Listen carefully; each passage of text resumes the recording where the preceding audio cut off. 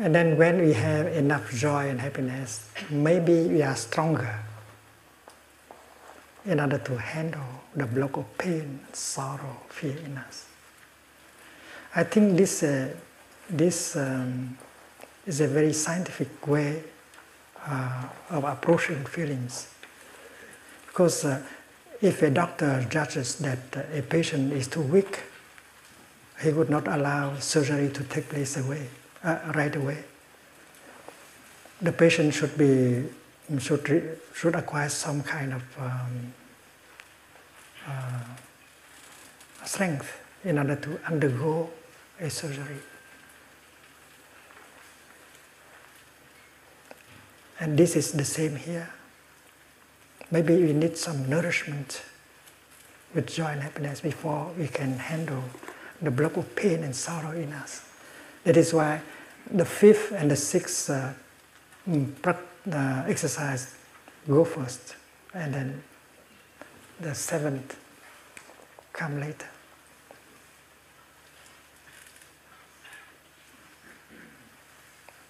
Many of us are afraid of going home and getting in touch with the pain inside.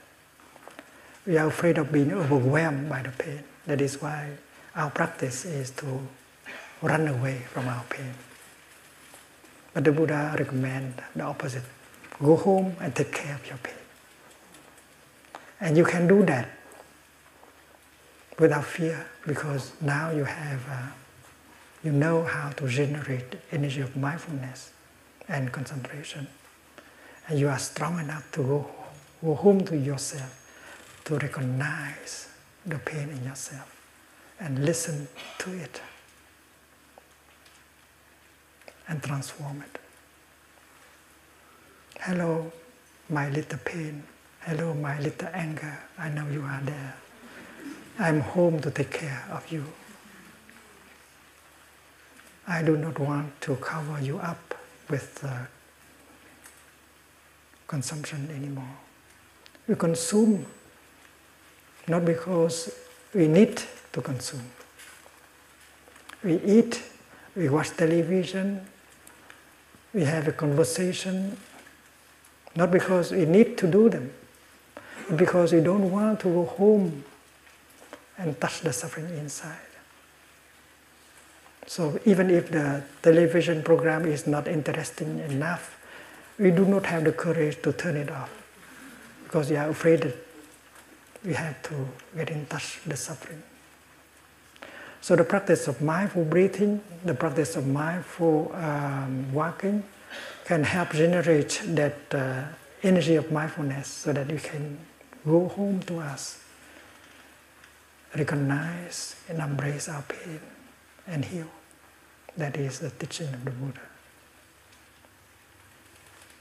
The basic practice is mindful breathing, mindful walking. And if we are a beginner in the practice, we can also rely on the collective energy of mindfulness generated by the Sangha. You sit among your brothers and sisters in the practice. You allow yourself to be embraced like a drop of water allowed herself to be embraced and transported by the river. Dear brothers, dear sisters, here is my pain, here is my despair. Please help, recognize, embrace it. Alone, my mindfulness and concentration is not strong enough for me to do that. So that is why practicing with the Sangha is very important when your mindfulness is not solid enough. And that is why taking refuge in the Sangha is not a declaration of faith, it is a practice. You belong to a Sangha. You know how to make good use of the collective energy of mindfulness in order to embrace your pain and sorrow. And those of us who know that you have pain and sorrow, we sit there, we breathe, and we help embrace your pain and sorrow, because you are a Dharma sister, a Dharma brother to us.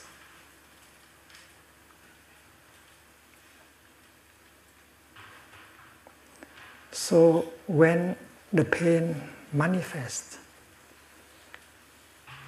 as a source of energy, a block of energy, a good practitioner begin to recognize, begin to practice mindful breathing, mindful walking, to generate the second source of energy. That is the energy of mindfulness and concentration. And with that second source of energy, the practitioner recognizes the first source of energy, pain, sorrow, fear. My dear little fear, I know you are there. I will not run away. I am back to take care of you. That is the seventh exercise. Recognizing the painful feeling, the painful emotion. And the eighth is to embrace. Because you have enough of that energy to embrace the pain, the sorrow. When a mother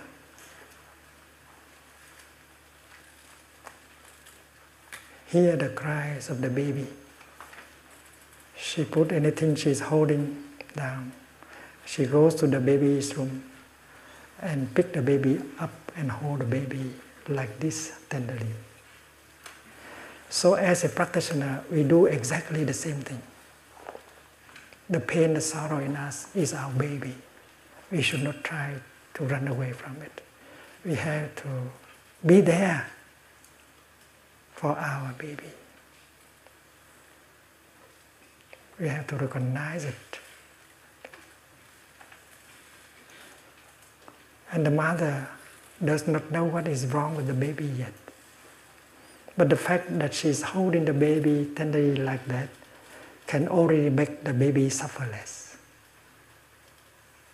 So holding your pain with mindfulness, you don't know what is the root of your suffering yet. And yet holding like that can bring already some relief. And you feel better. That is why generating mindfulness and concentration and holding your pain is very important. You can suffer less, especially when you are surrounded by brothers and sisters in the Dharma who can help you to do the same. And after having held the baby for a few minutes, the mother can discover what is wrong with the baby. And she can fix the situation very easily. After having held our pain, our sorrow, our mindfulness and concentration may bring about some insight as what is the roots of this sorrow and fear. And we begin to understand the nature of our pain, our sorrow. Understanding will bring compassion and will show us the way in order to transform. And that is the object of other exercises that follow. But for the 7th and the 8th exercise, is only to recognize the pain, the sorrow, and to embrace tenderly with the energy of mindfulness and concentration.